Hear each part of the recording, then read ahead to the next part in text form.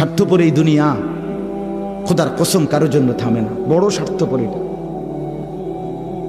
আগের গাড়ির 3 জন প্যাসেঞ্জারও যদি রক্তে ভাইসা যায়, মইরাও যায়, পিছনে জ্যাম বাজলে এরা শুনতেছে যে সামনের গাড়ি অ্যাক্সিডেন্ট করে 2 জন লোক মরে গেছে, এরা এরপরও চিল্লায় যে পুলিশ কই, রাস্তা ক্লিয়ার করে নাকা, মূল্যে মরছে না মূল্যটি সরাও।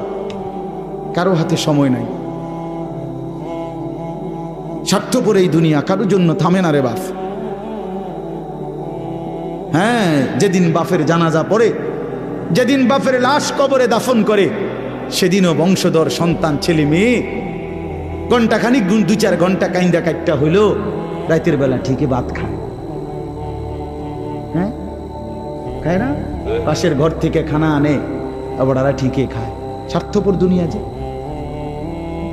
থামে না রে ভাই, থামে না দুনিয়া। ওই জন্য আমাদের কারোর জন্য থামবে না। তুমি আমি মরে গেলে শেষ। আবারও বলছি এই কথাটা, আমি মরে গেলে এরপরে পৃথিবী যত আধুনিকে হোক না কেন, আমার কি কথা বুঝছেননি? আমি মরার পরে যদি সবার ঘর স্বর্ণের বাড়ি হয়ে যায়, তো আমার লাভ হইল।